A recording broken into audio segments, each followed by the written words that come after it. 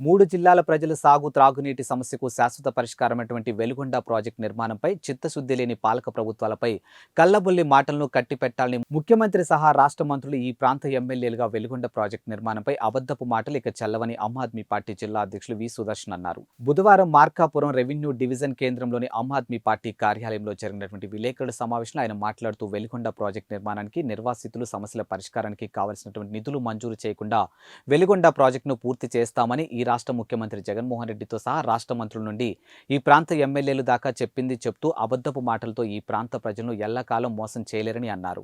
ఇక వెలుగొండ ప్రాజెక్టుపై చిత్తశుద్ధి ఉంటే రాబోయే చివరి బడ్జెట్ సమావేశంలో వెలుగొండ ప్రాజెక్టు నిర్మాణానికి నిర్వాసితుల సమస్యల పరిష్కారానికి అవసరమయ్యే 2,000 కోట్ల రూపాయల నిధులు వెంటనే మంజూరు చేసి మీ చిత్తశుద్ధిని చాటుకోవాలని అన్నారు. ఇక ముగింపు రోజు వచ్చే నెల ఫిబ్రవరి 5వ తేదీ జిల్లా కలెక్టర్ కార్యాలయం ముందు నిరసన కార్యక్రమం ఏర్పాటు చేసి పై సమస్యలు తక్షణమే పరిష్కారం కోరుతూ జిల్లా కలెక్టర్ ఏఎస్ దినేష్ కుమార్ సమస్యలతో కూడినటువంటి వినతి పత్రం ఇవ్వనున్నామని తెలియజేశారు. ఇక జిల్లాలోని ప్రజలు అధిక సంఖ్యలో పాల్గొని జయప్రదం చేయాలని కోరారు. ఈ కార్యక్రమంలో ఆమ్ ఆద్మీ పార్టీ మార్కాపురం టౌన్ అధ్యక్షులు నల్లూరి రమణయ్య, మార్కాపురం నియోజకవర్గం యూత్ నాయకులు కె నవీన్ కుమార్ తదితరులు పాల్గొన్నారు.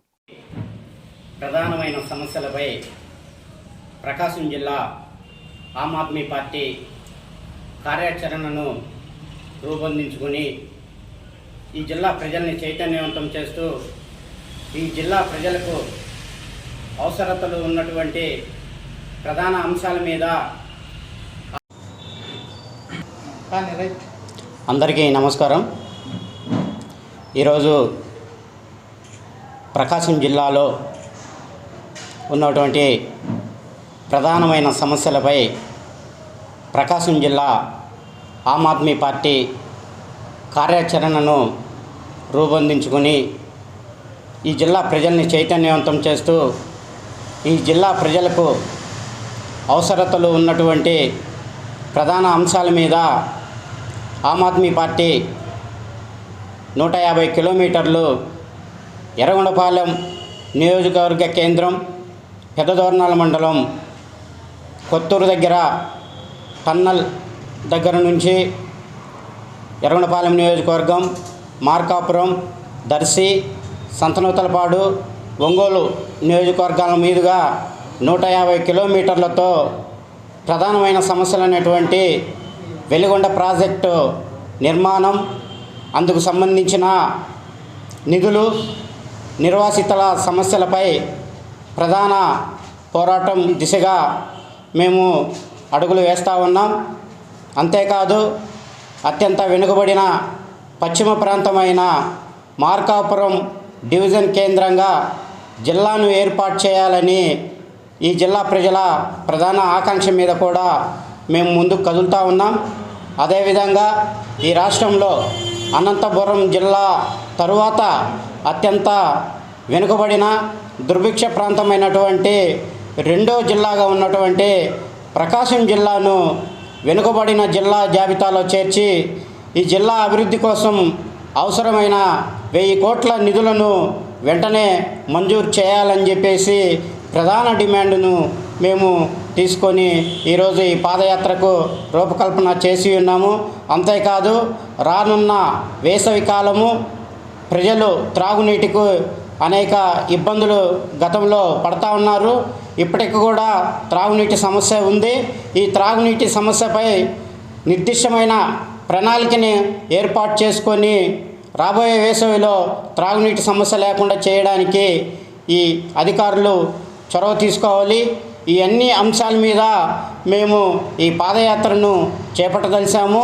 అంతేకాదు ఈ జిల్లా వెనుకబాటు తరుణానికి ప్రకాశం పశ్చిమ జిల్లా ప్రకాశం జిల్లాగా ఏర్పాటు చేయాలనే దాని మీద గత జిల్లాల ఏర్పాటు విషయంలో న్యాయబద్ధంగా కాకుండా అదేవిధంగా ఈ జిల్లా అభివృద్ధికి ఎవరైతే అడ్డుపడి ఉన్నారో ఈ జిల్లా ప్రజలకు అందరికీ తెలుసు.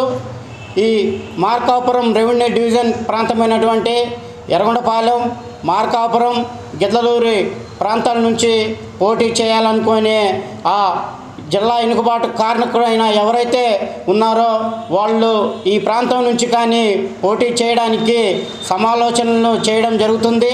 ఆ నాయకులు ఈ ప్రాంతంలో కానీ వచ్చి పోటీ చేస్తే ఖచ్చితంగా ఈ ప్రాంత ప్రజలు వారికి బుద్ధి చెప్పే పరిస్థితి ఖచ్చితంగా ఉందని ఈ సందర్భంగా హెచ్చరిస్తూ ఉన్నాం.